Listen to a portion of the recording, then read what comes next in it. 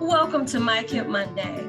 Today is January 24th, and we are mapping the road to success in continuous school improvement. Thank you for joining us this afternoon. We invite you to meet the team moving from left to right. Hi, I'm Carol Ann Paul. I'm so glad that you're here today. I'm part of Wayne Reese's Educational Improvement Team. Good afternoon again. I am Vanetta Clark-Tools, another member of the Wayne Reese Education Improvement Consultants. So glad to have you with us today. Hi, my name is Kai Smith, and I'm an Educational Improvement Consultant with Wayne Reese, and I'm so excited to be on this continuous improvement journey with you this afternoon. Hello, educators. My name is Marvin Franklin. I too am an Educational Improvement Consultant, and I'm so happy to work with you on this MICIP Monday. Good afternoon, colleagues. I am Kelly Murphy, Educational Improvement Consultant.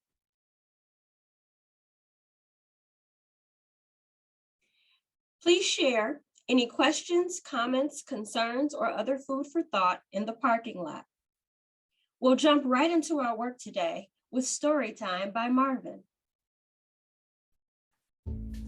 Hello and welcome to MICIP Monday, Mapping the Road to Success. I am Marvin Franklin, an Education Improvement Consultant with Wayne Reese, and in order to develop some context for actual mapping of your school's road to success, I believe it is imperative that we begin with a visual description of this school year. While principals are used to handling crisis on a daily basis, the sheer scale of the pandemic and other challenges of the year, such as protests, political division, natural disasters, have left them lurching from one extraordinary event to the next. In one calendar year, teachers have had to prepare and deliver instruction virtually, in person, as well as some form of a mixture of both as well. Overwhelmed is the word most teachers use to describe themselves during this time. They are being told to give up their planning periods and their lunch hours to help monitor students on site daily due to a teacher and sub shortage. I am struggling personally and professionally.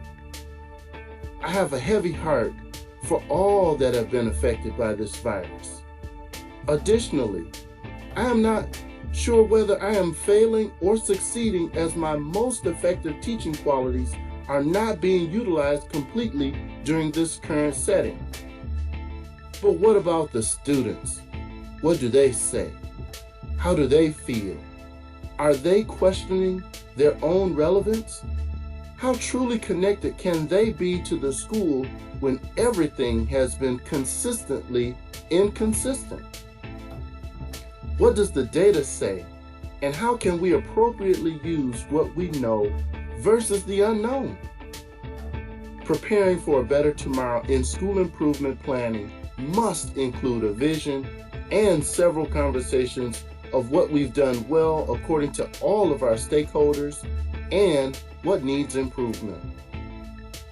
Inappropriate behavior, cheating, and fighting have all had an uptick. Upholding the standards of the Code of Conduct deem these actions as suspendable offenses. But will putting them out correct the issue? Do we need to take a deeper look at our systems instead of constantly concentrating on our symptoms? What we do know is that in order for our students to be successful, learning must be accessible, exciting, and engaging, rigorous and relevant. Parents and students must be able to see its value. The teachers too must feel valued and acknowledged as the professional. If we are unable to pivot immediately, our task will become infinitely more challenging. This is what's at stake. Our youth are ready for our best efforts. So now let's go and get started. Marvin's story painted the picture that has become the new status quo for rural, urban, suburban, private, parochial, boarding school, and all other forms of public education through college. We are still in a pandemic, and we don't take that lightly. Re-engagement in school is not about test scores, grades, or funding right now. Getting our students and families reconnected to school is a matter of public health, in some cases life or death, and certainly a clarion call for care and concern in humanity. We are all professionals on this call, and what we know for sure is that during this time, we have struggled. Some of our own children have struggled, and certainly the school communities we serve have struggled, and that struggle is far from over. So Marvin's story, eloquently told, is a call to action to help us recognize the steps we need to take to get back on track, to make a positive difference in the lives of the adults on our staff who serve our students, from the bus driver to the custodian and everyone in between. The story of our current existence, told through the lens of schools across America, in the state of Michigan, Wayne County, and the world over, boiled down to a single idea. We are better together, and when we take care of ourselves and one another, we will win. Mapping the road to success is about relationships, because success isn't much fun when you're all alone. So goals provide a sense of direction and motivation and a clear focus for improvement. They create a target for those who are implementing a plan. Focusing improvement efforts by setting goals increases the likelihood that your district will indeed improve student achievement. Achieving goals helps a district reach its vision. It's critical for a district to understand what its priorities are and to be realistic about how many goals it can implement. So today, our goal, our SMART goal, is to engage students in order to improve student attendance and school participation. At the minimum, exceed pre-pandemic attendance policies and measures during the 2023-2024 school year. Part of identifying a goal is also identifying interim and end targets. This helps districts know exactly where they hope to go and then measures whether or not they're on track to get there. Interim goals help to measure progress, and it also allows us a stop point to celebrate success.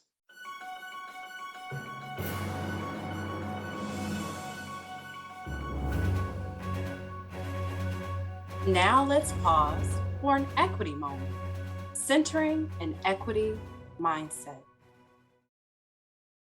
The Center for Urban Education defines equity-mindedness as the perspective or mode of thinking exhibited by practitioners who call attention to patterns of inequity in student outcomes. As we persist along this journey of continuous improvement, we are focused on strategy selection, strategy implementation, communication of the plan, monitoring of that plan, assessing the plan, and adjusting the plan. I want us to continue centering an equity mindset. As the great Arthur Ashe once said, that success is a journey, not a destination. So, as we begin to get our minds right, let's do a quick equity check. What is your response to why do low-income minority students fail in school? Think about this for a moment. Why do low-income minority students fail in school? I'm going to give you some time to think about that.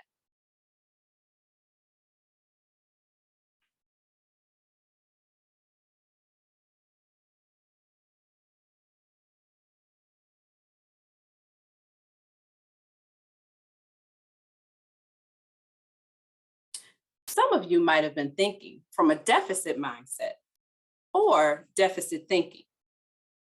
This is the belief that students from low income or minorities fail in school because they and their families experience deficiencies that obstruct the learning process. For example, limited intelligence, not smart, or believing that they can't do this work, lack of motivation. Maybe they might be unmotivated or lazy, inadequate home socialization.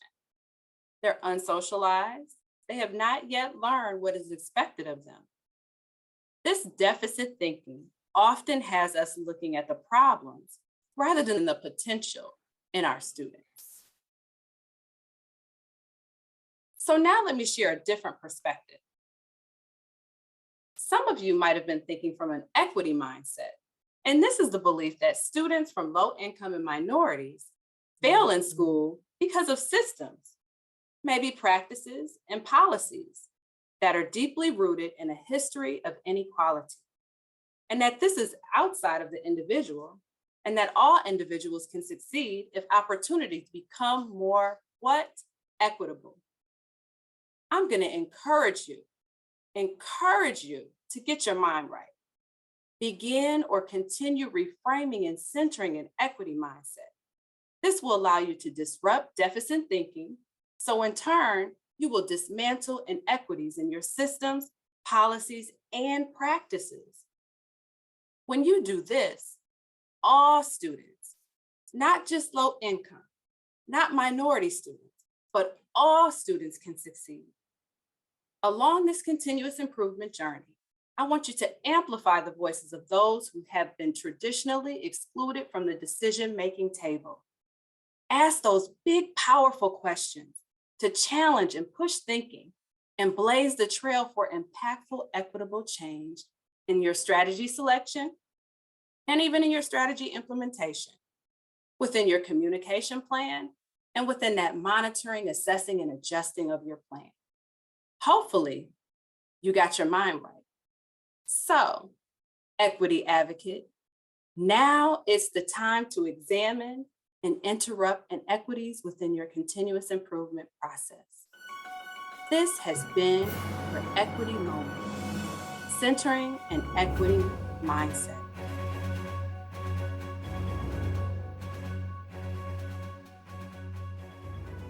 All right, so let's use some of that prior knowledge about school improvement. I want you to grab a pencil and paper and write down a personalized definition for the term strategy. Based on what you know right now, what does this term mean to you?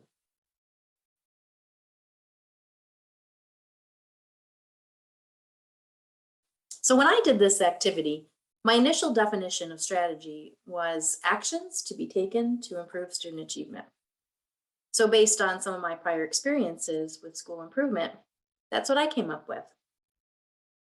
Now comparing the definition from the MICIP process guide, it's much more in depth. Something that I'm reflecting upon is that the definition notes the word adults. This really shifted my understanding of the word strategy. Overall, the definition is strategies include the specific actions that adults will take, including what they will do, who will take them, by when they will be taken, and what fidelity of implementation looks like. And this is a direct quote from the MICIP process guide. Why don't you go ahead and reflect on the definition that you came up with? Compare. How are they different? How are they the same? So when further processing the term strategy, let's look at a strategy that aligns to the area of focus for this MICIP Monday session. Remember, our goal is to increase student attendance, and to do that, what actions must adults take? So this was our strategy that we came up with. Implement relationship building into daily practice. And then we have a description underneath it. We want to let students know that they matter, they're missed, and that support is available to them. The person that's going to help to implement this is our climate and culture specialist. And our start date was August 2021. The completion date for this particular strategy is going to be June 2023. And participants who are going to take part in this activity are going to be all buildings within the district. And our fidelity measure, of course, is going to be a return to pre-pandemic attendance at 85%. Thanks, Carol Ann. That was a great reinforcement of the importance of strategy and defining how this high-level overview of continuous improvement leads us to the activities that sustain the work. A good strategy is useless if there aren't aligned activities to meet the goals of the strategy. This is the real work behind the plan. Marvin is going to walk us through the activities. That is the people, the processes, and the events that must occur to fully implement the strategy and lead us to the success we need to get for all of our students to be re-engaged in school and learning as a community of people who are connected in ways that transcend test scores, grades, and social graces. What Marvin is going to introduce to us is the power of relational trust in the context of school community. Take it away, Marv. Thank you for that wonderful intro, Vanetta. I'm going to start with a relationship mapping activity. We'll have all of these resources included in the packet for you so you can utilize this to its highest potential. In this, there's an overview, there's data to substantiate this information, and there are also some testimonials. As we know, the importance of a positive relationship with a child and a student as it relates to them, their attendance, and their activity while they're in school. So I do have some things within the overview. The guide to relationship mapping. This strategy can be used with grades K to 12, so in all of your buildings. It should be implemented by a school administrator. The capacities promoted are positive relationship building, which is noted as an indicator of improving student confidence. The time and resource intensity of this activity is moderately low. It's not too hard of a challenge to get this activity actually done. The amount of time that is needed for this activity is about 1 hour. This can be in virtual or it can be in person. I know that we are floating between two different worlds in schools right now. There's definitely some follow-up that will be needed to ensure that things are going according to plan. And varying times that school adults will dedicate to a student in need is what you'll have to put in, part of that follow-up. In this activity, we don't necessarily have to use just teachers. There are different administrators, there are social workers, there are attendance agents, custodians. There are quite a few people that the kids find ways to connect with. And those positive connections to a person in school is what helps bring them on in. So I would definitely start with a note to the staff, an email or a letter. And in this letter, we just talk about all of the things that we want to occur. We need all parties involved in this process. And it's just a list of all of the things as we put together this very important information in this effort to re-engage ourselves with our students. The materials needed, and like I said, I'll definitely drop this in together as a group so you can get started, is you'll definitely have to have a tool to develop something to identify with all of the students in your building. What I have right here is an Excel spreadsheet, and it has the list of the name of some 6th grade students. There are the teachers who see those 6th grade students. And then there's some brackets you'll see. There's a red, which means that they're at risk. You'll go through this process and you'll check if that kid is at risk or not. And then there's also a place that you can identify whether or not you have a positive relationship with that student. And it's very interesting to see this play out in real time. Sometimes we believe that there are quite a few people who have connections with the kid. And then when you actually see the data, we see that there are sometimes the ball is dropped and gaps that were missed. And this definitely provides an opportunity for us to put together something so that all of our students, their needs are met. The reason why all of this matters is because there is definitely a correlation between student engagement and connections with an adult. There may be nothing more important in a child's life than a positive and stable relationship with a caring adult. For students, a positive connection to at least one school. I also have some data, a data point, and this will be included. And then the data is just a video. It's a 1.5 minute video from a Harvard study on this information as well. Now let's pause for an equity moment. Are you being equitable in your strategy selection?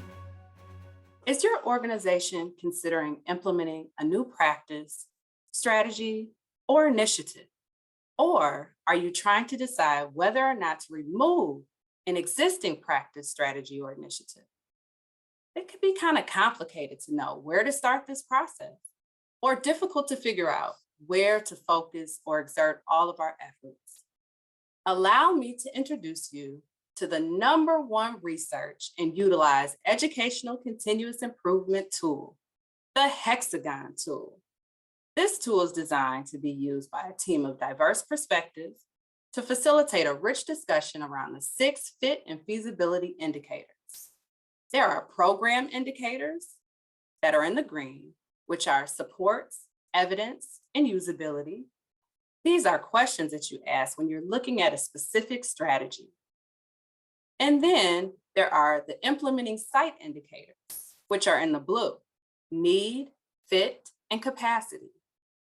Are indicators that you address as a district or school when you are determining whether or not that strategy is going to work for you. If you utilize this Hexagon tool, it will help you to avoid those bumps in the road along your continuous improvement journey. It will ensure successful selection of robust strategy implementation, resulting in success for all of your students. Equity considerations. So here are some key considerations that I want you to keep in mind before you even begin to utilize this Hexagon tool. First of all, the first consideration is who's at your table. The focus population and community partners should be at the table when you're determining that broad need, or even when you're selecting those programs and practices. The second consideration, the team utilizing this HEX tool should either have a background in DEI, which is diversity, equity, and inclusion, or you should have some training and train them on DEI. Third consideration, all data used to assess need and evidence should be disaggregated. You should be looking at race and ethnicity where appropriate, as well as those subpopulation characteristics like gender, socioeconomic status, geography. And the fourth consideration, race equity lens. Consider potential impacts of the program or practice and whether or not the implementation could advance equitable outcomes for all individuals and families. With these considerations, I've also included a stakeholder engagement guide, which is a wonderful guide to use before considering use of this Hexagon tool. I've also included the MICIP process guide. This has been your equity moment. Are you being equitable in your strategy selection?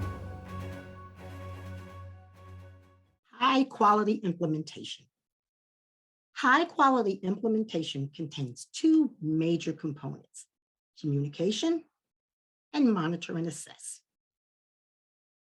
Let's begin with communication, or what is your communication plan? You will hear the word communication throughout this presentation and the MICIP process as a whole. Communication is the pathway to change, building capacity, and sustainability. The purpose of a communication plan is to develop and use feedback loops between practitioners, leadership community partners, and stakeholders to ensure effective implementation of an action plan. What is an action plan? An action plan can include examining outcome data and fidelity data, along with celebrating successes, communicating progress, or just reporting those systemic barriers. Questions you might want to consider before you put together a communication plan. Let's think about these questions.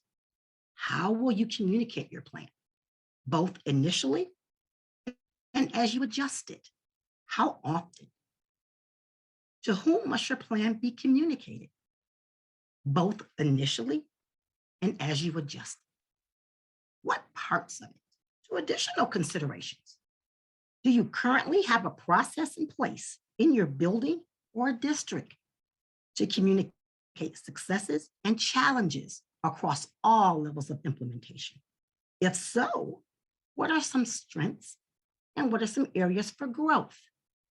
Colleagues, Let's go back and unpack that last question. If you notice, we were intentional about using the word challenge and not problem. If we're thinking about the word problem, problem comes in the Greek form, and that means something is thrown before you. It's often associated with negative consequences and something you want to get rid of. A challenge has a Latin background, and it's more directed toward specific goals that you want to achieve. It conveys a sense of will. It's opposing, and it provides an opportunity for success and growth. So we're going to use the word challenges. Our last question to consider is, how might a written communication protocol support the implementation process? Let's take a look. This is an example of a communication protocol worksheet, or you could call yours a communication plan.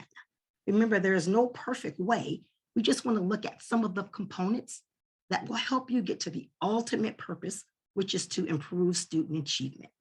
So let's look at some of the components, knowing that this is a horizontal and vertical alignment to support our students.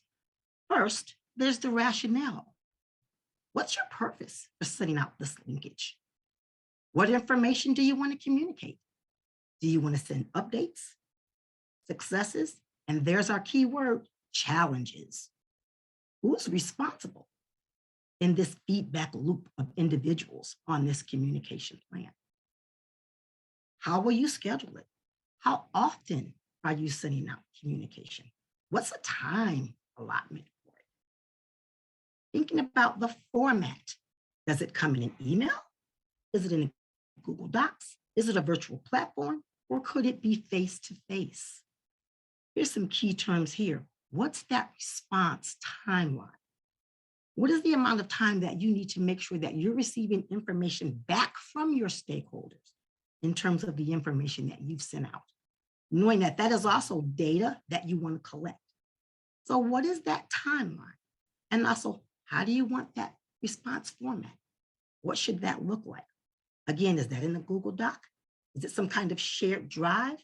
But what's that response format? Again, this is just an example of what a communication protocol or plan could be to help you just to work through and identify some strengths and also some areas of growth as you're moving through this MICIP process. Now, we will turn it over to Kai for a moment with wellness.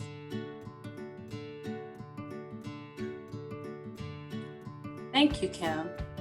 Now let's pause for a wellness moment. How can we create opportunities to support educator well-being? Educator well-being is a priority for anyone working in education right now. We continue to feel the incredible challenges that have been exacerbated by the pandemic. It's no surprise that educator stress and anxiety have soared and morale has plummeted as a result. Stress in America statistics state that undiagnosed stress causes 60% of all illnesses and diseases. Also, 3 out of 4 doctor visits are due to stress. Stress costs organizations over $300 billion in lost productivity, medical costs every year. Do you hear those stats? If you have been implementing SEL systematically in a school system, you know that in order to fully support social emotional learning and academic learning, adults themselves need to feel supported, valued, and connected. With adult SEL, there has been a lot of attention on individual strategies for teacher self-care and stress management. But we must also consider what systems and school conditions contribute to educator well-being. Here are some strategies that can help you when you're looking at creating opportunities for educator well-being. I want you to start to rethink those staff meetings. Be open and flexible in the way that you facilitate staff meetings. Some may be virtual, some may be in person, or some you can just send an email instead of having a traditional staff meeting. I want you to encourage your staff to take mental health days or use vacation time I want you to limit outside of work time work. Consider utilizing office hours for non-emergency after-hour contacts. Structure your email work times when at home. Use the send later email option. Rethink scheduling and common planning time. Keep teachers' prep time sacred. Try and plan common planning times where teachers can learn from one another and connect during times of celebration or even times of challenges, like Kim just talked about. Involve educator voice. Encourage those opportunities for teachers to participate in decision-making to support their own professional growth, as well as connections to the learning environment. I want to encourage you to gather as much as you can perception data. You may want to consider using assessment tools like a scale-based survey, or maybe even one-on-one interviews or focus groups to build an understanding of educator professional experiences around things like workload, stress, organizational support, even job satisfaction, school connectedness, physical health, teacher effectiveness, life satisfaction, student interactions, and relationships. I want to encourage you to utilize the 2 scan codes.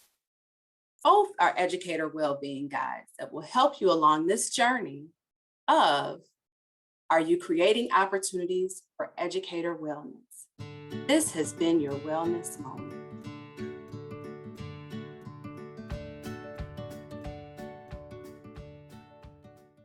Thank you, Kai, for such a reflective wellness moment. We really appreciate that. We have really only scratched the surface of bringing an equity lens into improvement, identifying strategies through inquiry, and also creating that communication plan. But you know what? We invite you to continue the conversation back at your districts. Thank you again for joining us. Here is our contact information for the team, as well as access to our Wayne Risa continuous improvement site. We invite you to stay on the line with us as we continue to further discuss continuous improvement, mapping the road to success, seeking to answer any of your questions, or engage in dialogue that helps you think through the work that you are doing in your districts and schools. Again, thank you. It's been our pleasure.